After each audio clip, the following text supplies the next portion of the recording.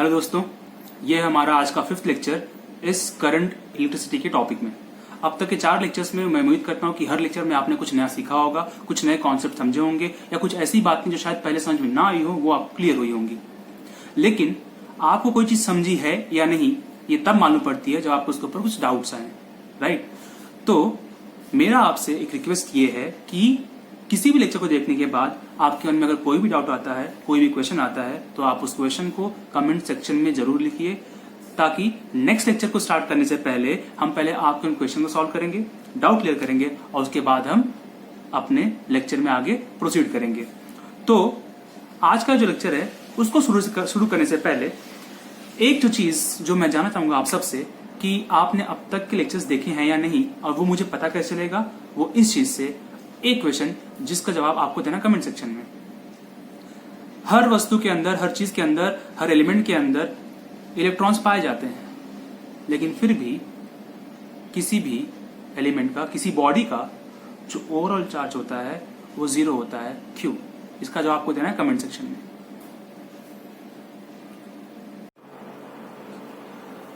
तो बढ़ते हैं अपने अगले लेक्चर में, जो कि है हीटिंग इफेक्ट के एप्लीकेशंस। पहला एप्लीकेशन है इलेक्ट्रिक बल्ब यानी कि विद्युत बल्ब। आपने देखे होंगे वो पहले के वो बल्ब जो येलो कलर के होते थे, उसमें अगर आपने उसका शेप देखा होगा तो उस कांच के आवरण के अंदर, ग्लास का जो आपका आवरण था उसके अंदर फिलामेंट एक होता है और वो कुछ ऐसे कनेक्टेड रहता है, और ये आपका बल्ब।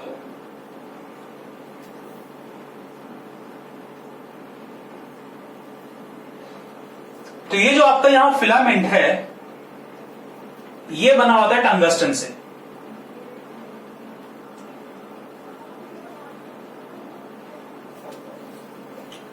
टंगस्टन एक एलॉय है, एक मिश्र धातु है। हम यहां पर किसी धातु का इस्तेमाल क्यों नहीं करते हैं, किसी मेटल का इस्तेमाल क्यों नहीं करते हैं? क्योंकि जो मेटल्स होते हैं नॉर्मली जो उनका मेल्टिंग पॉइंट यानी कि द्रवणांक होता है वो काफी कम होता है, जबकि जो एलॉयज यानी कि जो मिश्र धातुएं होती हैं उनका द्रवणांक, उनका मेल्टिंग पॉइंट काफी हाई होता है। फॉर एग्जांपल यहां जो टंगस्टन हम इस्तेमाल करते हैं उसका जो मेल्टिंग पॉइंट होता है वो अप्रोक्सीमेटली 3400 डिग्री सेल्सियस होता है।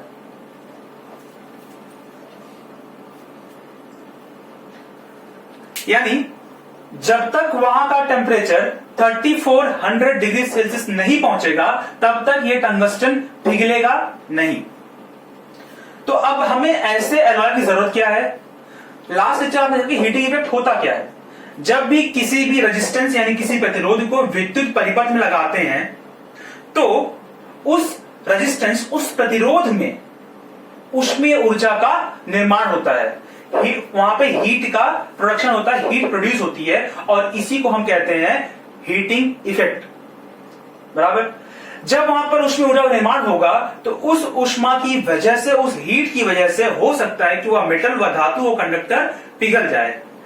तो यदि हमें उस मेटल को पिघलने नहीं देना है तो हमें कुछ ऐसे मेटल या कोई ऐसी चीज का इस्तेमाल करना होगा जिसका मेल्टिंग पॉइंट हाई हो।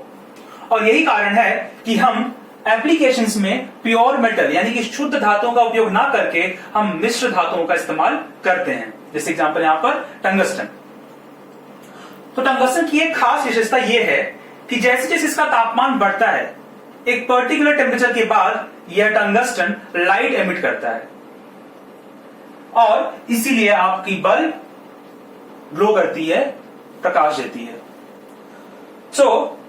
आपने यह भी देखा होगा कि वो बल्ब अगर आप उसको 1 घंटे 2 घंटे तक उसका इस्तेमाल करें तो वो बल्ब गर्म भी हो जाती थी। क्यों? हीटिंग इफेक्ट की वजह से। यह टंगस्टन लाइट तो एमिट कर रहा है लेकिन साथ साथ में वो वहां पर हीट को भी प्रोड्यूस कर रहा है और इसीलिए बल्ब हमारी गर्म भी रहती थी। यहां कुछ ऐसी बातें आपको पता होनी चाहिए कि इस बल्ब के अंदर ये जो आपका ग्लास का आवरण है, जो ग्लास का यहां पर कांच का जो आवरण है उसके अंदर एयर नहीं होती है। हम वहां पर नॉर्मल एयर, नॉर्मल हवा को नहीं भर सकते हैं, वहां पर उसको हम भरते हैं इनर्ट गैसेस से, जिसको हम कहते हैं निष्क्रिय गैसें। जैसे आर्गन, नियॉन। तो इन सब गैसेस को वहां भरते हैं ताकि वो गैसें इस टंगस्टन से रिएक्ट करके कोई और कंपाउंड ना बना दे। तो आपको ये पहला एप्लीकेशन क्लियर है विद्युत बल्ब का।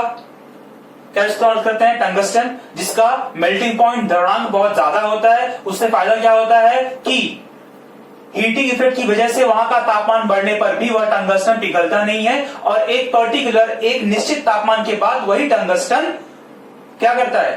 प्रकाश देने लगता है, लाइट इमिट करने लगता है और इस तरह से हमें हीटिंग इफेक्ट की वजह से हमें वहां पर लाइट मिलती है। तो अब देखते हैं अगला एप्लीकेशन, विद्युत इस्त्री। आपके घर में जितने भी उपकरण, जितने भी इंस्ट्रूमेंट हैं, चाहे वो इलेक्ट्रिक आयरन हो, चाहे वो हीटर हो, चाहे वो टोस्टर हो, उन सब में विद्युत इस्त्री जैसा ही सेम प्रिंसिपल, सेम कॉन्सेप्ट का इस्तेमाल किया जाता है। देखते हैं कैसे। तो जैसा कि मैंने पहले ही बताया कि हम किसी भी धातु का इस्तेमाल ना करके हम यूज करते हैं मिश्र धातु यानी अलॉयज का। उसका सबसे अच्छा रीजन क्या है? क्योंकि वो उनका मेल्टिंग पॉइंट हाई होता है। तो ये जो विद्युत इस्त्री है, इसका बेसिक प्रिंसिपल क्या है? अगर आपने देखा होगा तो विद्युत इस्त्री का जो नीचे का भाग होता है, जो नीचे का प्लेट होता है, वो गर्म होती है। तो यदि वो जो प्लेट है उसको मैं किसी मेटल से बनाऊं तो हो सकता है कि एक पर्टिकुलर तापमान के बाद वो खुद पिघलने लगे, यानी कि धीरे धीरे आपका जो डिवाइस है कुछ समय के बाद डैमेज होना शुरू हो जाएगा। इसीलिए हम किसी धातु का इस्तेमाल ना करके वहां पर इस्तेमाल करते हैं मिश्र धातु का। जैसे नाइक्रोम। नाइक्रोम एक ऐसा एलॉय है, एक ऐसी मिश्र धातु है जिसका इस्तेमाल इस विद्युत इस्त्री के लिए किया जाता है। तो इसका वर्किंग प्रिंसिपल क्या है? मान लीजिए यह आपका उस विद्युत इस्त्री का नीचे वाला भाग है और इसके ऊपर एक वायर लगी हुई है। एक आपने इलेक्ट्रिक वायर यानी कि कंडक्टर लगाया हुआ है जो कि कनेक्टेड किससे है? आपके मेन बोर्ड से। जब इस वायर जो कि यहां ऊपर लगा हुआ है, इस प्लेट के ऊपर रखा हुआ है, जब उसमें से विद्युत धारा प्रवाहित होगी तो हीटिंग इफेक्ट की वजह से वो ऊष्मा यानी कि हीट को प्रोड्यूस करेगा और ये जो नीचे की प्लेट है वो कंडक्शन से उस ऊष्मा को क्या करेगी? एब्जॉर्ब करेगी और धीरे धीरे वो गर्म हो जाएगी।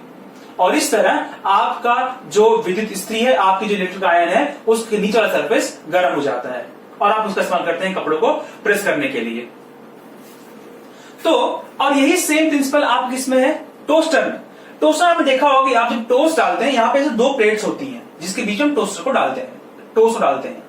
दोनों प्लेट्स क्या है? गर्म है। गर्म क्यों है? क्योंकि उनके पीछे यहां पर एक इलेक्ट्रिक वायर लगी हुई है जो कंटिन्यूअसली आपके इस प्लेट को और यहां से इस प्लेट को गर्म कर रही है, हीट कर रही है और उस हीट की वजह से आप क्या करते हैं? टोस्ट को सेक लेते हैं। और अब देखते हैं हमारा अगला एप्लीकेशन जो कि है फ्यूज के ऊपर, जो कि बहुत ही ज्यादा इंपॉर्टेंट है, जो कि एग्जाम में पूछा जाता है, जिसको समझना बहुत ज्यादा जरूरी है।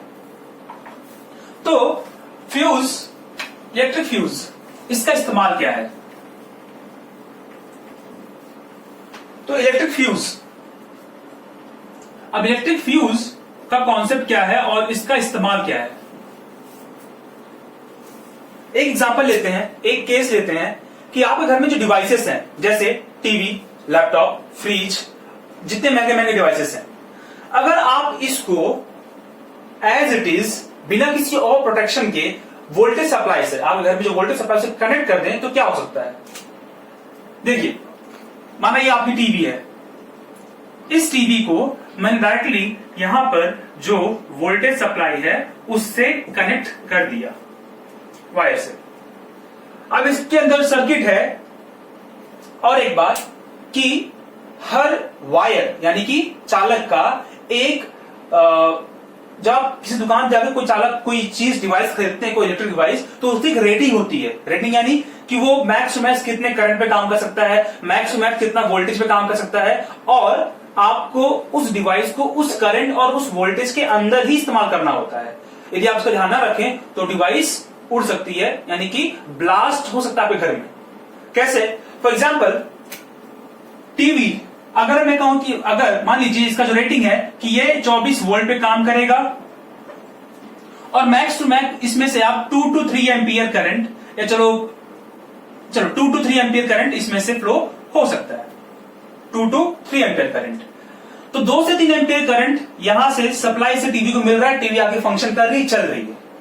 हुआ क्या, अचानक से जो आपका मेन सप्लाई, जैसे कि महाराष्ट्र के लिए एमएससीबी है, वहां से ज्यादा सप्लाई मिल गया, ट्रांसफार्मर ने आपके घर पे ज्यादा सप्लाई प्रोवाइड कर दी। तो होगा क्या, अचानक से यहां से इस कंडक्टर में से, इस वायर में से जो करंट है वो 2 से 3 एम्पियर की बजाय शूट होके अचानक से उछल के समझ लीजिए 4 एम्पियर या 5 एम्पियर पहुंच गई। तो हुआ क्या, इस टीवी के अंदर जितने भी इंस्ट्रूमेंट रखे हुए हैं, जो भी चीजें हैं अंदर, जो कनेक्शन है, जो सर्किट है, वो मैक्स टू मैक्स कितने 2 से 3 एम्पियर करंट झेल सकती है। कितना पहुंच गया, 5 एम्पियर। आपको पता होगा H बराबर I स्क्वायर R T या H बराबर VIT।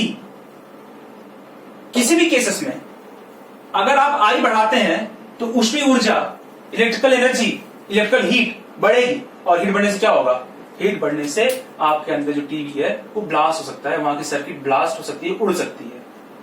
अब इसको बचाए कैसे, इसी को बचाने का काम करता है आपका ये इलेक्ट्रिकल फ्यूज।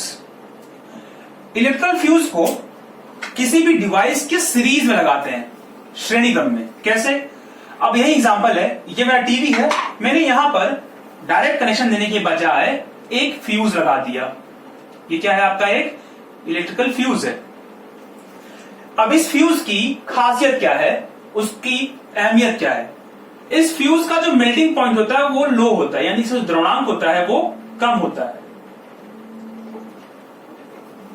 अगर इस फ्यूज का मेल्टिंग पॉइंट यानी द्रव्यमान कम है, तो इससे हमें क्या फायदा होगा कि आप एक जो एग्जांपल हमने एज्यूम किया था, मैंने आपको पहले ही बताया कि कोई भी डिवाइस की रेटिंग होती है कि वो मैक्सिमम कितने वोल्टेज, कितने करंट पे काम कर सकता है। तो फॉर एग्जांपल अगर आपकी टीवी 2 से 3 एम्पियर के करंट पे मैक्सिमम काम कर सकती है, तो मैं एक ऐसा फ्यूज लगाऊंगा जो मैक्स टू मैक्स 2 एम्पियर पे काम करेगी। जैसे ही करंट की वैल्यू 2 एम्पियर को एक्सीड करेगी, यहां पर क्या होगा, ज्यादा हीट प्रोड्यूस होगी। जब ज्यादा हीट प्रोड्यूस होगी तो फ्यूज उड़ जाएगा। जब फ्यूज उड़ जाएगा तो सप्लाई का टीवी से कनेक्शन टूट जाएगा और आपकी टीवी सेफ है। नुकसान क्या हुआ, सिर्फ एक फ्यूज का।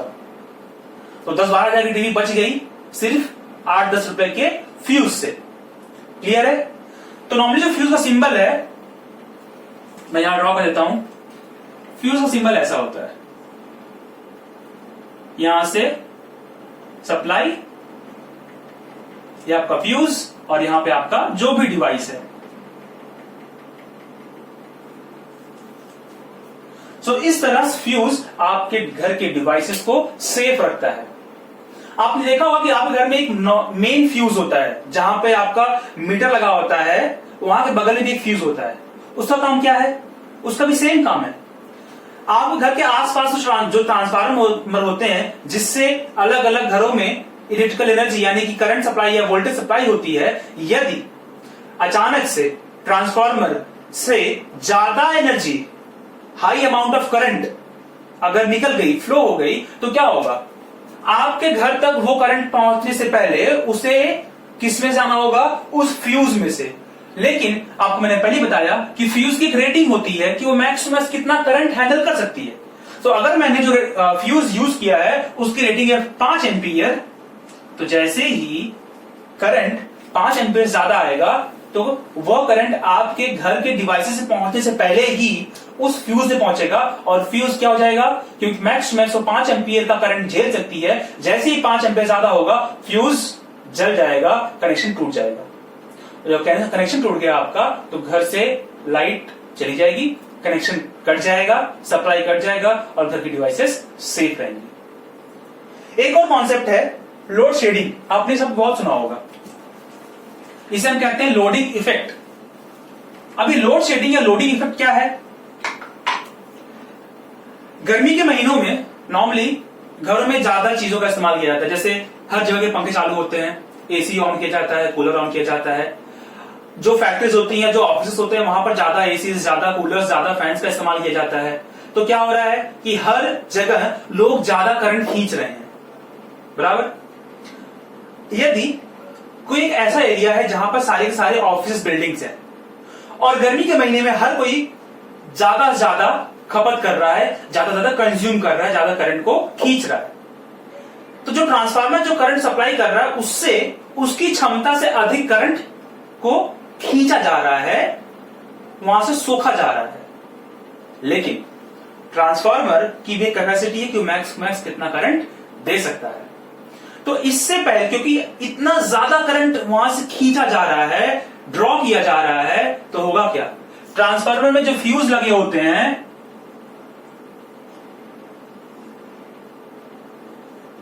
उसकी कुछ रेटिंग होगी, 10 एम्पियर, 12 एम्पियर, 24 एम्पियर, जो भी रेटिंग हो, मुझे नहीं पता, आपको भी नहीं पता।